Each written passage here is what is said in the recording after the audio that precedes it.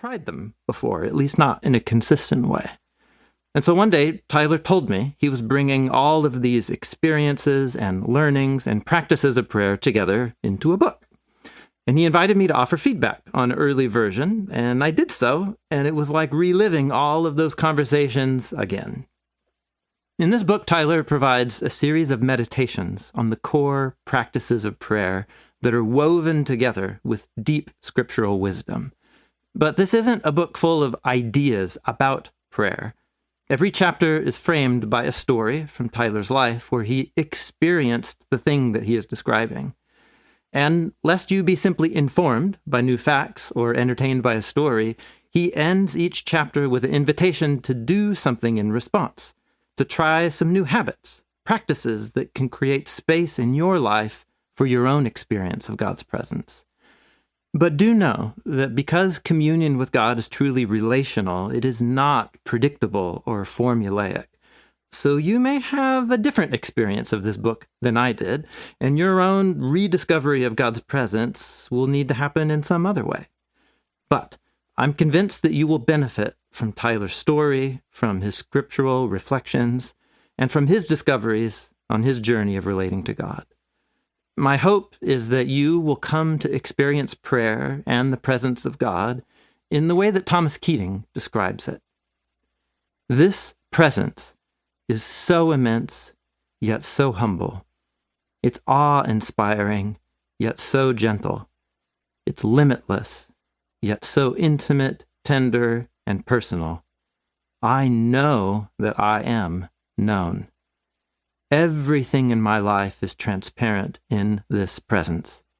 It knows everything about me, all my weaknesses, brokenness, and sinfulness, and still loves me infinitely.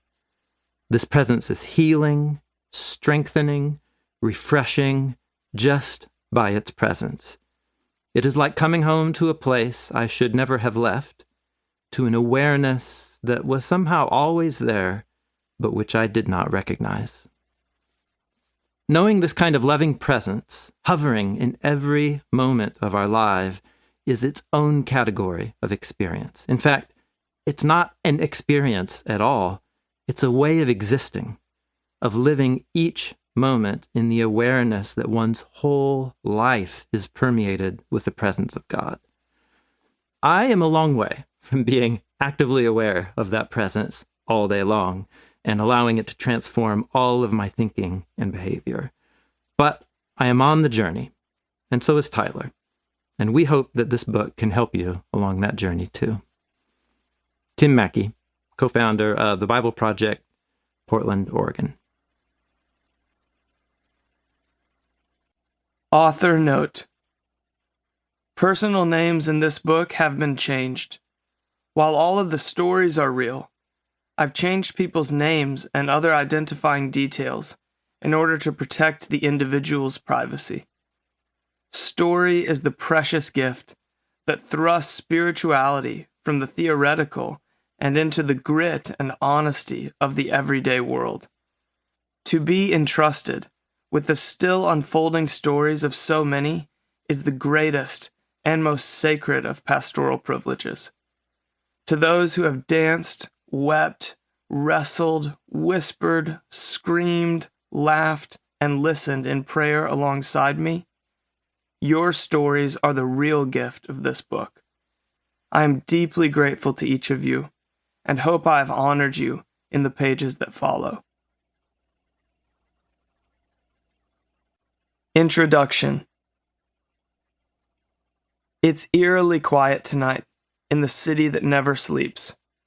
The sirens and car horns, street noise from passers-by, crowded restaurants and rambunctious bars, the soundtrack humming beneath the life I've known for, well, going on 12 years now.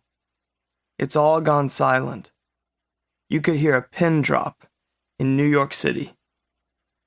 I am writing to you from the modest kitchen table of my cozy Brooklyn apartment.